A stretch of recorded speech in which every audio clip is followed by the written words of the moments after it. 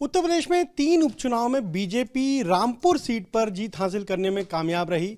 क्या बीजेपी का जो पसमानदा मुस्लिम को साथ लाने का फॉर्मूला था, सम्मेलन हुए, उसने काम किया? इस पर बात करेंगे। हमारे साथ राज्य मंत्री दानिश आजाद अंसारी हैं। दानिश जी, रामपुर में बीजेपी जीती पहली बार आज़ादी के बाद, आज तक कभी नहीं जीती थी। क्या ये बीजेपी का जो पसमानदा कार्ड है वो काम कर गया क्या रामपुर में? देखिए, भारतीय जनता पार्टी और उत्तर प्रदेश की योगी सरकार आम जनमानस के विकास के लिए जो ईमानदारी से काम कर रही है, ये उसकी जीत है। ये जीत है विश्वास की, ये जीत है विकास की, ये जीत है अल्पसंख्यक समाज को तरक्की की तरफ आगे बढ़ाने की। जिस तरीके से उत्तर प्रदेश में हमारी योगी सरकार ने लगातार अल्पसंख्यक समाज के लिए, खासतौर पर मुस्लिम समाज के लिए हमेशा ईमानदारी से काम किया है, इस काम की वजह से आगे विश्वास मुस्लिम समाज के अंदर है। और अब मुस्लिम समाज ने भी ये ठान लिया कि वो वोट बैंक की तरह इस्तेमाल नहीं होगा, अब वो तरक्की की तरफ आगे बढ़ेगा और चुनाव में अब विकास ही हमारा एजेंडा होगा। कोई हमको डरा के, फुसला के, बहका के अब हमारा वोट नहीं ले सकता है। वही कहानी आपको रामपुर में देखने को मिली। रामपुर में जिस तरीके से आजम खां जी ने तमाम हथकंडे अपनाए मुस्लिम समाज को जो है गुमराह करने के लिए, लेकिन मुस्लिम समाज भी पूरे डट कर, एकजुट होकर विकास के पक्ष में, तरक्की के पक्ष में उसने वोट किया।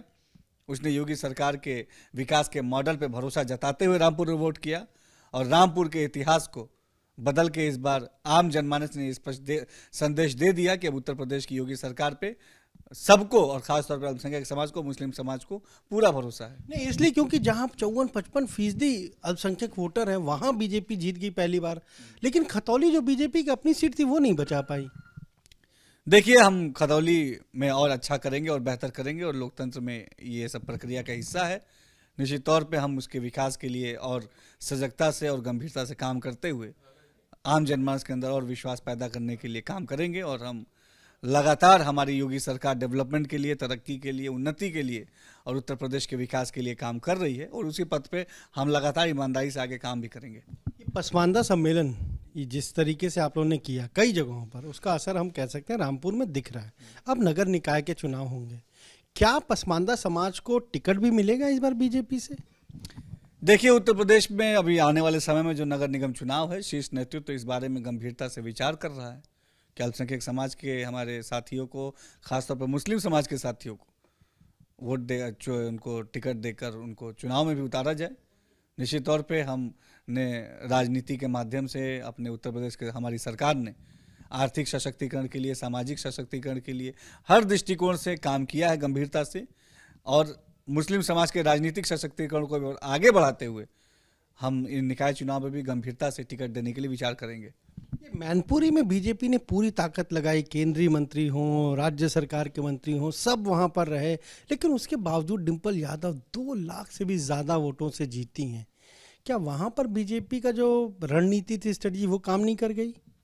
देखिए, वहाँ के आम जनमानस से हम और बेहतर संवाद और तालमेल बैठाएंगे और भविष्य में जो चुनाव होगा उसमें भारतीय जनता पार्टी मजबूती से लड़ेगी भी और जीतेगी भी।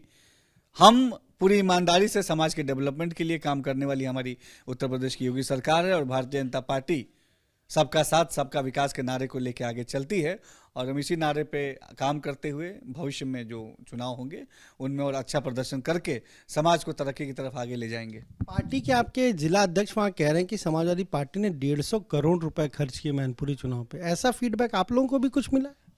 देखिए, इस तमाम कारणों का शीर्ष नेतृत्व विचार विमर्श करेगा और हम गंभीरता से समाज की सेवा के लिए हमारी सरकार भी और हमारी पार्टी भी काम करती है और जनता के विश्वास को और हासिल करने के लिए हम ईमानदारी से जनता के बीच में रह के लगातार काम करते हैं और मैनपुरी में भी हम मैनपुरी के तरक्की के लिए काम करके वहाँ के जनता का विश्वास हासिल करके भविष्य के चुनाव में हम वहाँ सफलता दर्ज करेंगे। आप गए भी थे, ऐसा कुछ सुनने को मिला कि भाई बड़ा पैसा खर्चा हो रहा है यहाँ चुनाव में, तो ऐसा कुछ आपके लोगों ने बताया?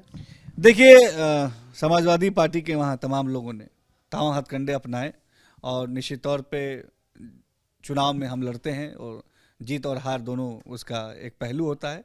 हम निश्चित तौर पे आगे और मजबूती से जनता के बीच में रख के उनके विश्वास को और जीतते हुए आगे बढ़ने का काम करेंगे। आजम खां की पहले लोकसभा में बीजेपी जीती, उनकी विधानसभा में भी आप जीत गए, उनकी सदस्यता भी जा चुकी है, वोट देने का अधिकार भी जा चुकी है। अब लोग कह रहे हैं बीजेपी पूरी तरह से आजम खां के ही पीछे पड़ी।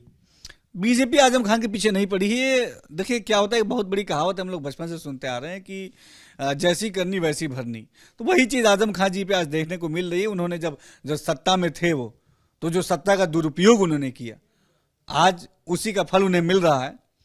और जिस तरीके से वो घड़ियाली आंसू बहाते हुए रामपुर की गलियों में दिखे, जनता को उनके आंसू में कोई भरोसा नहीं है। और जिस तरीके से आम जनता को, आम मुसलमानों को उन्होंने, जब वो सत्ता में थे, उन्होंने खून के आंसू लाए, जनता ने उनको हराकर ये इस पर संदेश दे दिया कि अब रामपुर की जनता ये किसी के बहकावे में नहीं आने वाली और कोई रामपुर की जनता को अपना बधुआ मजदूर नहीं समझे।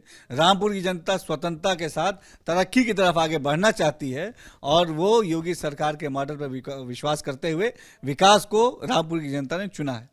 तो ये आपने सुना, क्या कहना है राज्य मंत्री दानिश आजाद अंसारी का। साफ तौर पर खुले शब्दों में कह रहे हैं कि बीजेपी के साथ हर वर्ग के लोग जुड़ रहे हैं और अब मुस्लिम समाज के लोग भी बीजेपी के साथ आए हैं और उसी का परिणाम है कि बीजेपी ने रामपुर में ये जीत हासिल की।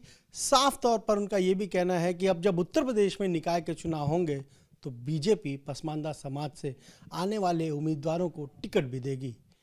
कैमरा जीतन के साथ अनुभव शुक्ला, एपी गंगा, लखनऊ।